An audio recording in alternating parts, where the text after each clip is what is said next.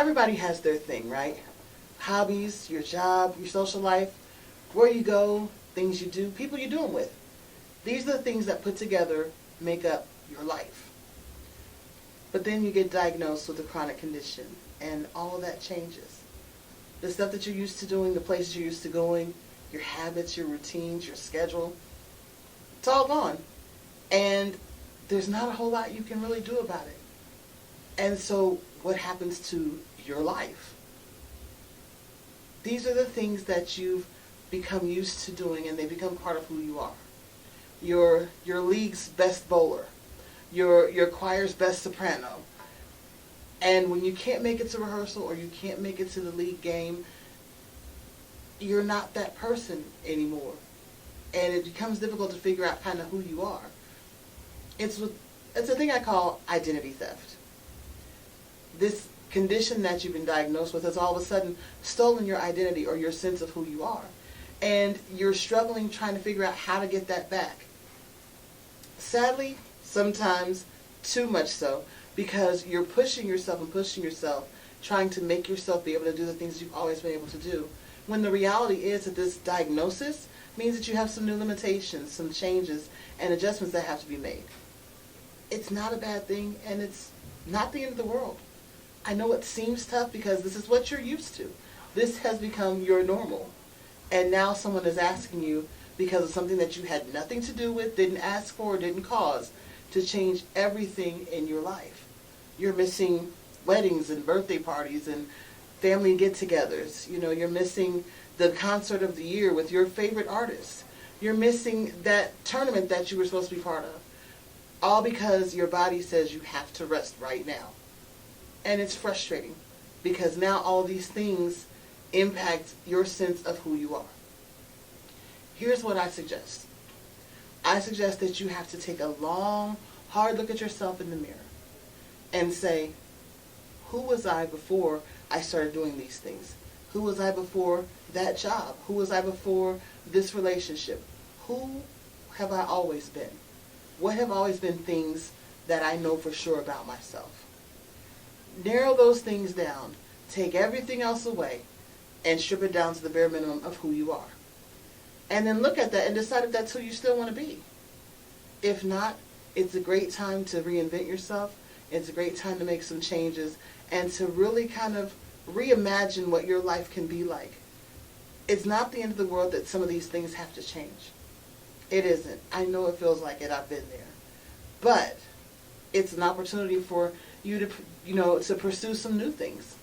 It's a chance for you to look at some new opportunities, to try something different, to maybe have a conversation with the people that mean the most to you and let them know what's going on with you. That's another bridge to build between you and that person.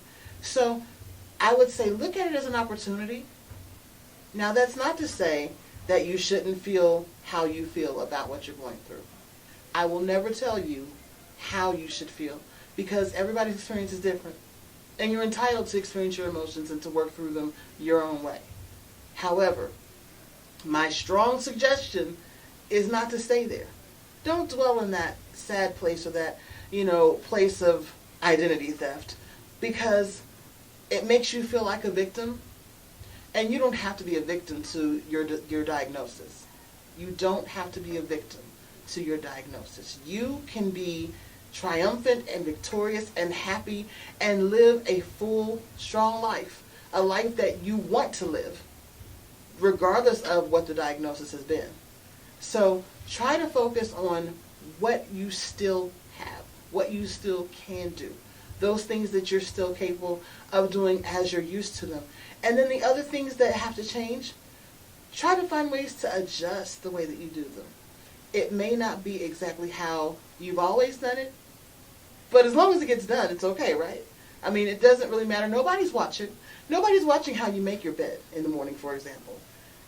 You used to be able to just snatch the covers off, put the fresh ones back on, take the other ones and clean them, and do what you had to do. But now, it's a little more taxing, right? Your joints ache a little bit. You're not as strong as you once were. And maybe you get tired a little faster. So, if you take off the bedspread or the comforter, and then have a seat for a minute. Then take off the sheets, have a seat for a minute. While you're sitting down, maybe take the pillowcases off. Give your body a chance to rest and rebound after you do something that's physically strenuous. Then, once you get a rest and take a breath, then put on the fitted sheet, maybe the top sheet. Have a seat. Put the pillowcases back on. And then put on your bedspread. And now your bed is made. Yeah, it might have taken a little bit longer, but you're not wiped out. And here's the good part. You don't have to get right into bed now because you've worn yourself out to the point that you can't do anything else. All I'm saying is work on making small lifestyle adjustments that make your life better and that make your life full and complete and the life that you want to be living on your terms.